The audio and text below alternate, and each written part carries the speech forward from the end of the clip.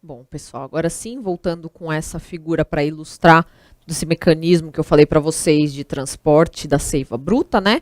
Então, a gente tem aqui a folha, né, em que estão presentes os estômatos, toda a questão da fotossíntese, o caule aqui por onde vai passar o xilema e as raízes por onde essa água e sais minerais vão ser absorvidos, né?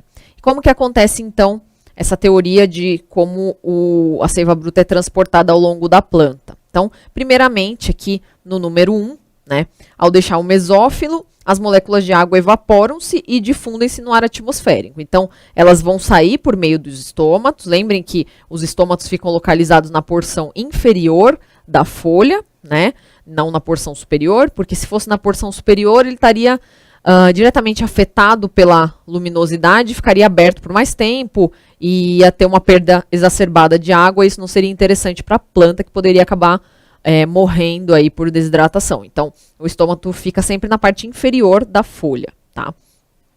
Bom, então aí, no caso, essas moléculas de água acabam saindo, né, evaporando por meio dos estômatos e se difundindo no ar atmosférico.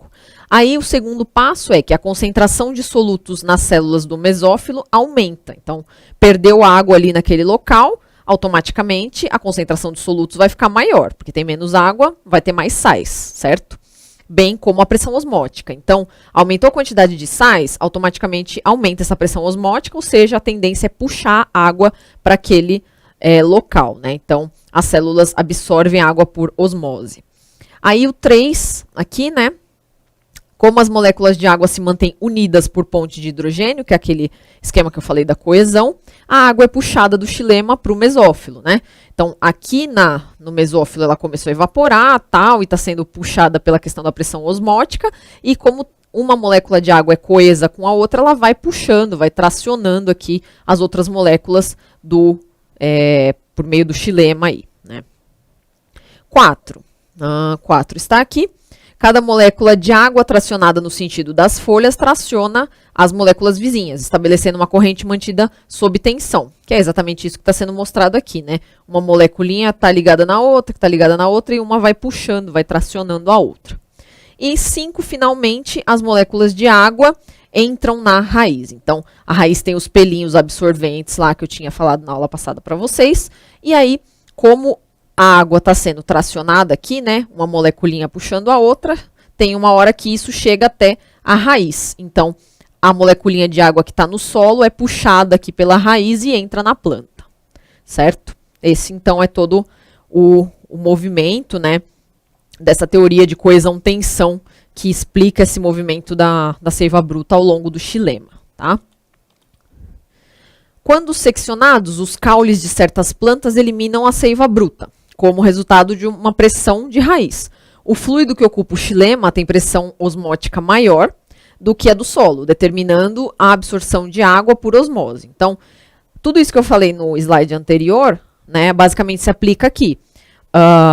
Esse líquido que está dentro do xilema tem essa tendência toda de estar sempre subindo, né, por conta dessa pressão osmótica diferente, vai puxando para cima, essa questão da coesão das moléculas de água. Então, se você pega e corta o caule ali no meio, a água começa a vazar, né, porque ela estava com tendência a subir, estava numa inércia de subir ali, aí você cortou, ela continua nesse mesmo movimento, então ela vai vazar, né, ela vai extravasar ali daquele caule, tá? A pressão de raiz corresponde à pressão osmótica do fluido do xilema, que empurra a água para cima, por uma pequena distância, certo? Que é o que eu expliquei até agora, tá? Aí, com relação à seiva elaborada, como que acontece o transporte dela, né?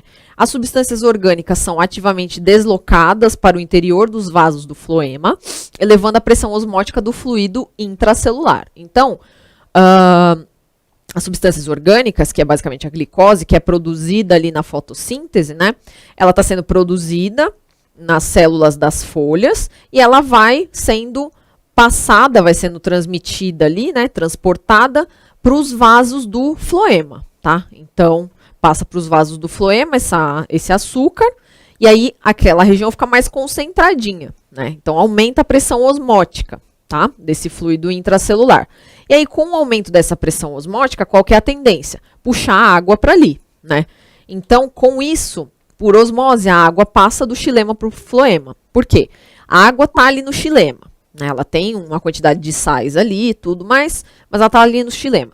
Aí o floema começa a receber açúcar, né, que foi produzido pela fotossíntese. Então ele começa a aumentar sua concentração, começa a aumentar a pressão osmótica, e a tendência dele é o quê? Puxar a água do xilema para ele, tá? E aí então a água que estava no xilema passa para o floema, e aí ela vai ser transportada através do floema, agora rica em açúcares, né?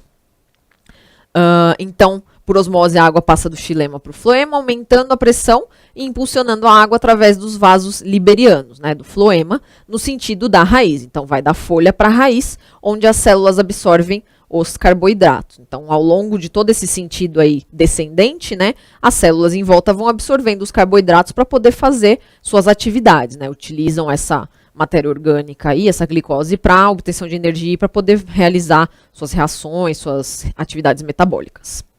Com a redução da pressão osmótica do floema, a água retorna ao xilema, né? Então faz aí o movimento inverso. Conforme essa água e açúcares vão passando ao longo do floema, vai sendo liberado esse açúcar para as células vizinhas ali, vai diminuindo a concentração de açúcar, então vai diminuindo, né, a pressão osmótica. Quando chega lá embaixo, a pressão osmótica está bem pequenininha, né, e a pressão osmótica do xilema, que está recebendo sais do solo, está maior, então a água retorna para esse xilema. E aí fica esse ciclo sempre, né? Por conta dessa troca de pressões osmóticas aí que vão aumentando e diminuindo ao longo desse ciclo. Enquanto a água fecha um ciclo, as substâncias orgânicas são transportadas dos locais de produção, nas folhas, para as outras partes da planta. Tá? Esse modelo de fluxo sob pressão pode ser comprovado pela ação de um pulgão, né?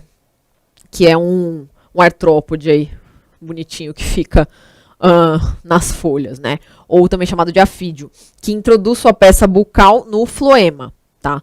Então, como a pressão do floema é maior que a pressão atmosférica, né, de fora, a seiva elaborada entra na peça bucal desse artrópodezinho aí, que se alimenta da seiva elaborada da planta, tá? Então, aqui a gente tem um esquema tentando ilustrar tudo isso que eu mencionei para vocês, esse esquema do transporte e troca aí de xilema e floema, da seiva bruta e elaborada, né? Que é chamado de osmômetro, tá? Então, esse osmômetro foi desenvolvido por Ernest Munk e para explicar o transporte da seiva elaborada pelo floema, né? Então, 2 sacos de membrana semipermeável, então a gente tem um saco aqui com membrana semipermeável, um conteúdo de solução de açúcar e outro de água pura, tá? Então, a gente tem água e açúcar aqui, e água pura aqui, tá? São conectados por um tubo em U, né? Tubo 1, e mergulhados em recipientes que se comunicam por um tubo 2, tá? Então, o tubo 1 aqui é o tubo em U e o tubo 2 comunicando esses dois aqui. O saco A com solução concentrada de açúcar desenvolve-se uma pressão osmótica mais elevada e absorve água. Então, aqui tem bastante açúcar, certo? E aí, por conta disso, tem uma pressão osmótica mais elevada. Isso faz o quê? Com que a água seja puxada para esse local, tá? Então, a água vem aqui, ó. Essa setinha azul está sendo puxada para cá por conta dessa questão da pressão osmótica devido à alta concentração de açúcares, tá?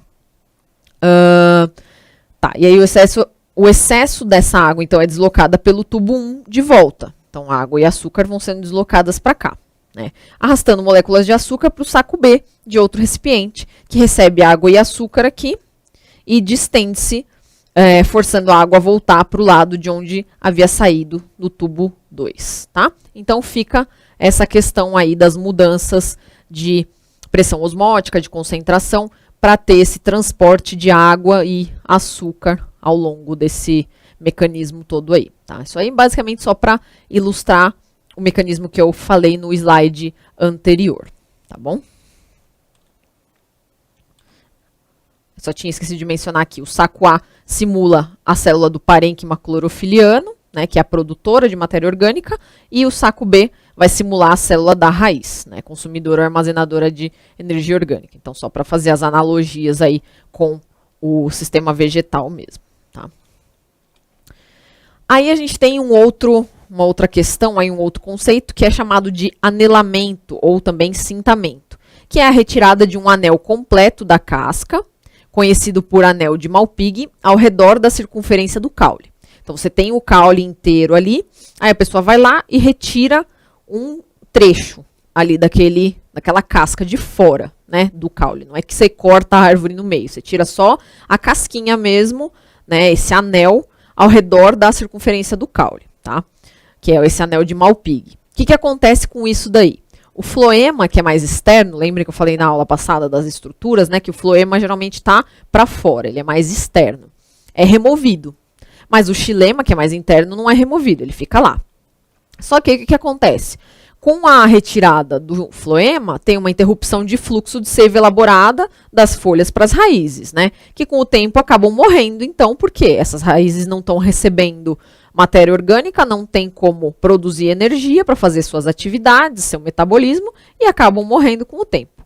E aí o restante da planta também acaba morrendo, porque deixa de receber a seiva bruta, né? Não mais absorvida pelas raízes. Então, morreu as raízes ali, as raízes não absorvem mais a seiva bruta, mata a planta inteira. Não tem como, né? Certo, aí vamos falar então um pouquinho sobre os fito-hormônios, né? Então, os hormônios associados às plantas, aí os hormônios próprios das plantas, tá? Assim como a gente tem nossos hormônios, os animais têm os hormônios, né? As plantas também têm hormônios que são responsáveis pela fisiologia, pelas reações químicas e todos os procedimentos que acontecem ao longo aí da vida do vegetal, tá? Então, os hormônios vegetais são substâncias químicas que regulam o crescimento e o desenvolvimento da planta.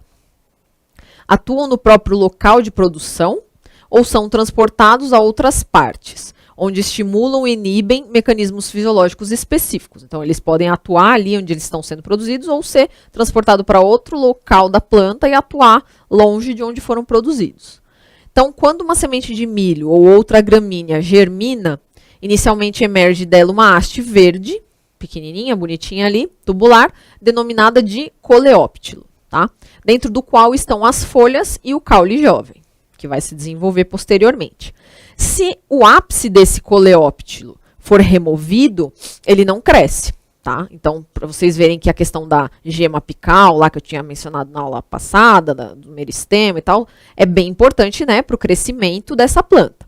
Então, o ápice influencia a curvatura do coleóptilo também. A gente já vai ver daqui a pouco essa questão com mais detalhes. Em 1926, o Fritz Wendt seccionou os ápices de coleóptilos de aveia, colocando-os em seguida sobre blocos de agar, substância gelatinosa obtida de algas. Então, isso daí foi um experimento que esse pesquisador, né, o Wendt, realizou para saber como que era o funcionamento dessa questão aí do crescimento da planta, né, de acordo com o ápice dela, com a remoção do ápice e tudo mais, como que funcionava todo esse procedimento. Então, a primeira coisa que ele fez nesse experimento foi cortar o ápice desses coleóptilos, né, dessa parte aí mais embrionária, mais inicial do desenvolvimento da planta, e foi lá e cortou o ápice, né, que já era sabido então que se você cortasse o ápice, a planta parava de crescer. Então, ele queria saber por que isso acontecia. Ele foi lá, cortou o ápice dos coleóptilos de aveia e colocou esses ápices em seguida sobre blocos de agar, né? O agar é o quê? Nada mais do que uma gelatina obtida a partir de algas, tá? Então, ele foi lá, pegou esse ápice de coleóptilo e colocou, depositou ali em cima do agar, né? Aí, depois de algumas horas, ele apoiou sobre a extremidade livre dos coleóptilos decapitados os blocos de agar deslocados para um dos lados. Então, ele colocou o coleóptilo que ele tinha decapitado no agar, né? Em cima do agar ali. Depois de algumas horas, ele tirou aquele coleóptilo dali, cortou um quadradinho de agar, que estava embaixo do coleóptilo, e colocou esse quadradinho de agar lá no local da planta em que ele tinha tirado o coleóptilo, né? Deslocado para um desses lados. Então, tem a parte circular ali onde estava decapitado, ele colocou em um lado específico, tá? Deslocou ali para um lado específico, não colocou em cima do coleóptilo inteiro ali que ele tinha tirado, né? Ele colocou só de um ladinho, tá? E aí, com o tempo, ele notou que esses coleóptilos começavam a se curvar no sentido oposto àquele que ele colocou os blocos de agar, né? Então, por exemplo, tem aqui esse coleóptilo bonitinho, ele foi, seccionou ele lá e tirou um pedaço. Aí ele botou o agar do lado esquerdo dessa estrutura. Aí ele observou depois de um tempo que essa estrutura toda começou a se curvar para o outro lado. Então, se ele colocou do lado esquerdo, a estrutura se curvava toda para o lado direito, né? Ao contrário de onde ele colocou o agar, tá? E aí ele quis saber por que isso aconteceu, né? Coisa curiosa, e ele quis saber por que isso estava acontecendo. E aí eu vou falar para vocês por que isso estava acontecendo, mas só no próximo bloco.